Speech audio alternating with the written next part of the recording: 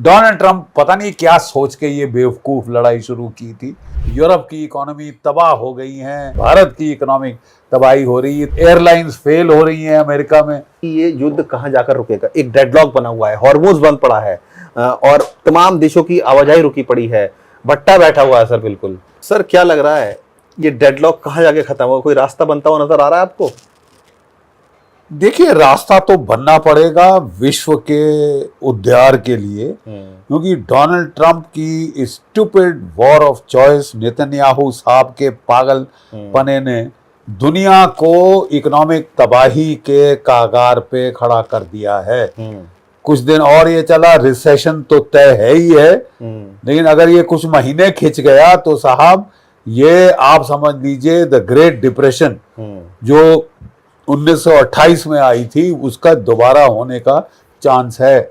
Depression यानी economic सत्यानाश, सर्वनाश होने को है। एक हॉर्मुज के ऊपर ब्लॉकेड था, अमेरिका बहादुर ने उठा के दूसरा ब्लॉकेड कर दिया है, ब्लॉकेड पे ब्लॉकेड कर दिया है, और उनको दो टके का फर्क नहीं पड़ता कि यूरोप की इकोनॉमी तबाह हो गई है, एशिया की इकोनॉमी तबाही की ओर जा रही है।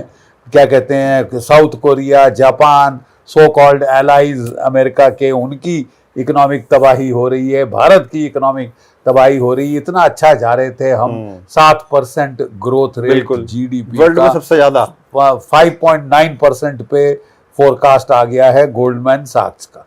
ठीक है साहब, और 700 अरब डॉलर का जो आपके पास फॉरेक्स रिजर्व का किटी थी वो $500 पे आ जाएगी अगर ये एक महीना और चल गया, क्योंकि हर महीने जो तेल की कीमत $100 के ऊपर एलिवेटेड रहेगी। दुनिया का इकोनॉमिक सत्यानाश।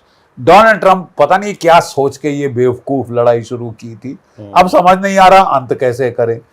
अंत भी वो लड़ाई जीत नहीं सके, लेकिन विक्टर के तौर पे अंत करना चाहते हैं, मतलब कि बकवास कर करके मैं लड़ाई जीत जाऊंगा, मैं ही शहंशाह हूं, कि मैं ही शहंशाह हूं। तो मतलब उनकी भी अब खाट ये खड़ी हो रही है कि अगर वो जैसे उनको लोग कह रहे हैं कि साहब जितना नुकसान हो गया, अब चुपचाप बंद करो और पीछे आ जाओ, तो उनको लग रहा है कि मेरी इमेज डाउन हो जाएगी इलेक्शन में तो तेरा ऐसे भी सत्यानाश होगा, होके रहेगा। क्योंकि साहब देखो, वहां जहां $2 प्रति गैलन तेल मिलता था अमेरिका में लड़ाई के पहले, आज 4.5 औसतन कीमत हो गई है डॉलर प्रति गैलन।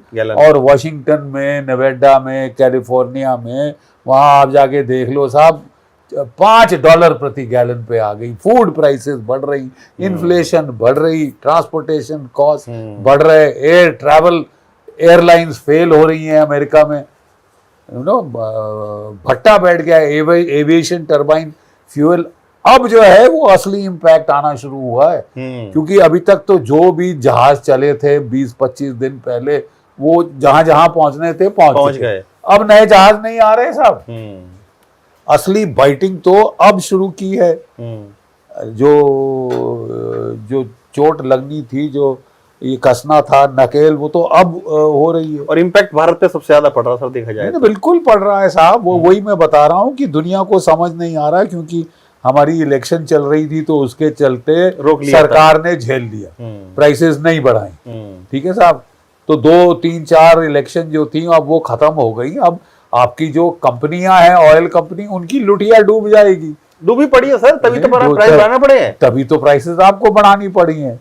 और वो यथार्थ पे आपको आना पड़ा। पूरी दुनिया पहले आ चुकी है। दुनिया ने तो पहले दिन से भाई, जहां तेल की कीमतें बढ़ी, उन्होंने पेट्रोल पंप पे कीमतें, भारत ने फिर भी संयम दिखाया सर।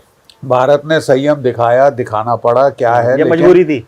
लेकिन एक गलती भी उसमें ये हुई संयम में, कि हमने ये दिखाने की कोशिश की कि कख नहीं हुआ, हम बड़े तगड़े हैं, हमें कुछ नहीं होगा, सिर्फ स्वा कुछ नहीं होगा। अंदरूनी खोखले हो गए, अंदरूनी आपकी हालत खस्ता कर दी है। इस ग्लोबल ऑयल क्राइसिस, इससे बड़ी ऑयल शॉक पहले हुई नहीं। तो यथार्थ की तरफ जागरूक होना बहुत जरूरी था। मुझे खुशी है कि प्रधानमंत्री जी ने 2 टूक शब्दों में दुनिया को बता दिया, भैया बेल्ट कसनी पड़ेगी, वर्क एट होम करना पड़ेगा, कारपूल करना पड़ेगा, शेयरिंग करनी पड़ेगी, गोल्ड मत खरीदो, विदेशों के ट्रिप लगाने बंद करो। विदेशों के ट्रिप लगाने बंद करो और बेसिकली डॉलर को कहीं ना कहीं ना खर्च हो भारत का, Naturally, उसको naturally। रोकने के लिए। देखिए, जो आपको तेल मिल रहा था रूस से जी। $50-60 प्रति बैरल, बैरल वो बढ़ के रूस से ही खरीदना पड़ रहा है $138 प्रति बैरल ग्लोबल स्पॉट प्राइस। क्योंकि भैया हमने यहाँ पे एक तबका है, अमेरिका, डोनाल्ड ट्रंप महान है, एम्परर है, बेसरताज बादशाह है दुनिया का, सर तो चाटो जाके ऐसी तलवे।